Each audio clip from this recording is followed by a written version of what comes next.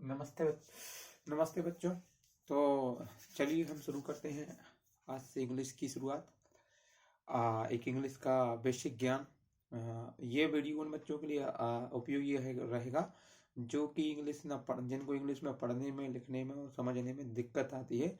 हम इंग्लिश को लिखना, पढ़ना, बोलना, हम इंग्लिश मतलब इंग्लिश को पहले लिखना, पढ़ना और उसकी बेसिक समझ को समझेंगे और पढ़ने के साथ साथ फिर हम इस यात्रा को बोलने तक पूरी करने की कोशिश करेंगे, जिसमें इंग्लिश ग्रामर इंक्लूड रहेगी।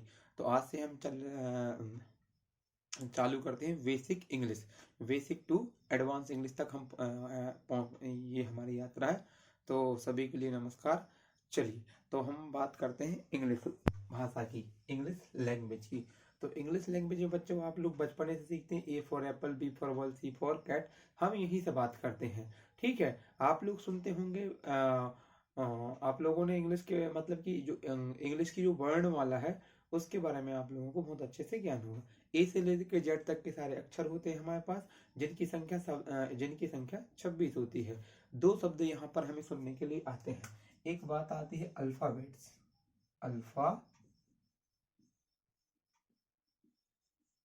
अल्फाबेट्स, और एक शब्द हमें सुनने में आता है लेटर। तो ये अल्फाबेट्स क्या है, लेटर क्या है, तो इसके बारे में हम समझ रहे हैं। जैसे कि ए से लेके जेड तक के सारे अक्षर होते हैं वो लिखे होते हैं, ठीक है ना।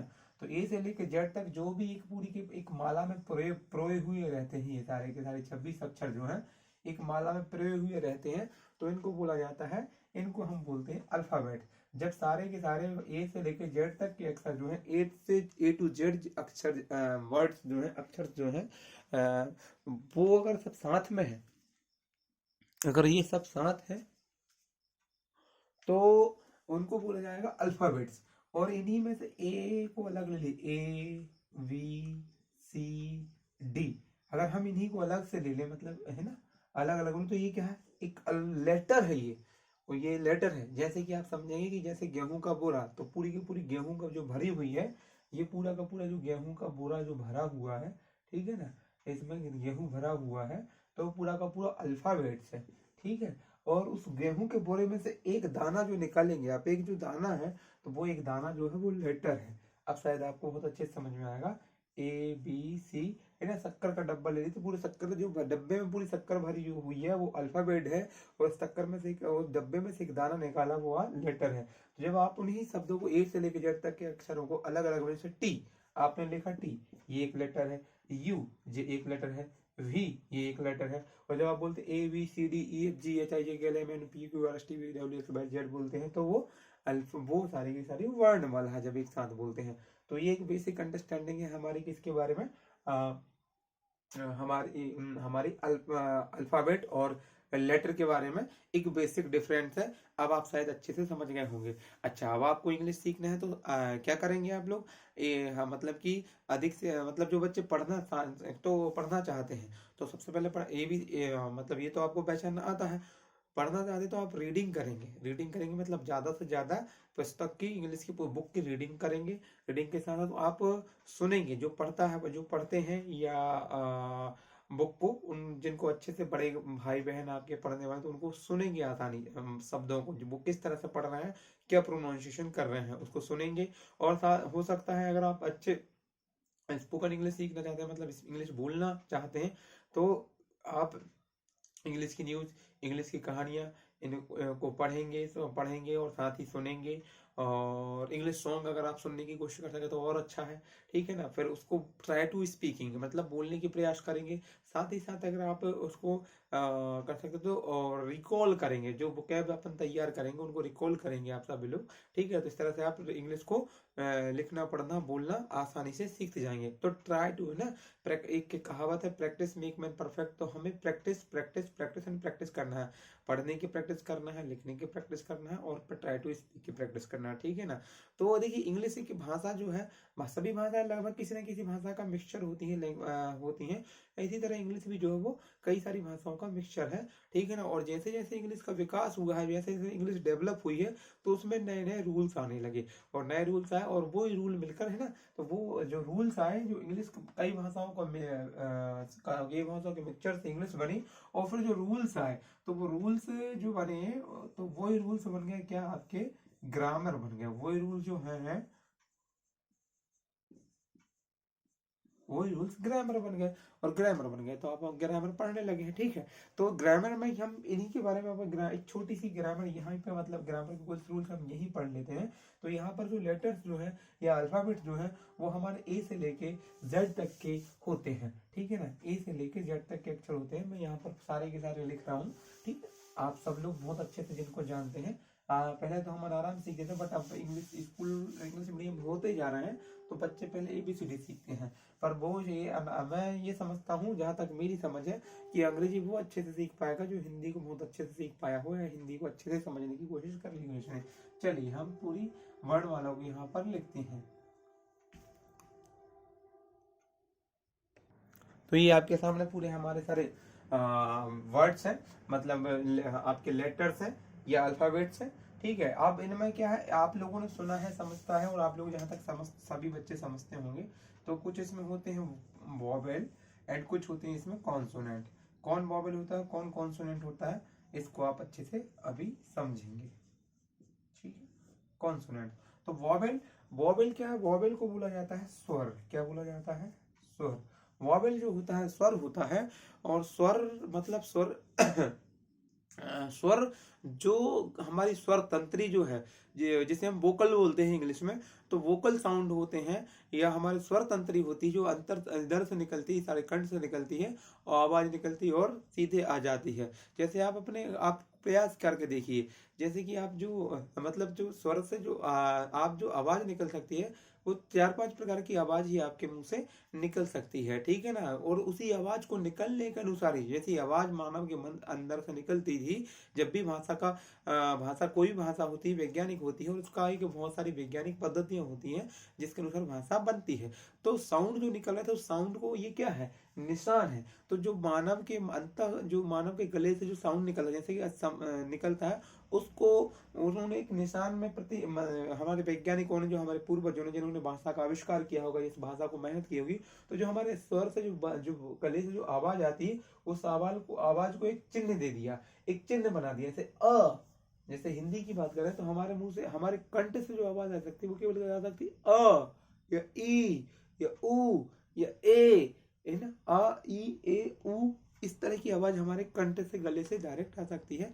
इसके अलावा कोई दूसरी आवाज नहीं आ सकती। जैसे आप इस क्लास में बैठे हो, आपका दोस्त चिमटी, आपका मतलब कि आपकी माँ या आपके टीचर आपको जोर से एक तमाचा मारा, तो आपके मुंह से आवाज निकलती कंठ से, बस मार दिया। ठीक है ना, आपका दोस्त बाजू में बैठा हुआ है, उसने आपको चिमटी काट दी, तो वो आपको चिमटी काट देता है, तो चिमटी काट तो ऊ या उई, इस तरह की आवाज आती, तो ऊ आवाज निकली आपका, मतलब ऊ निकला, उसके अलावा कोई दूसरा आवाज नहीं निकलेगा।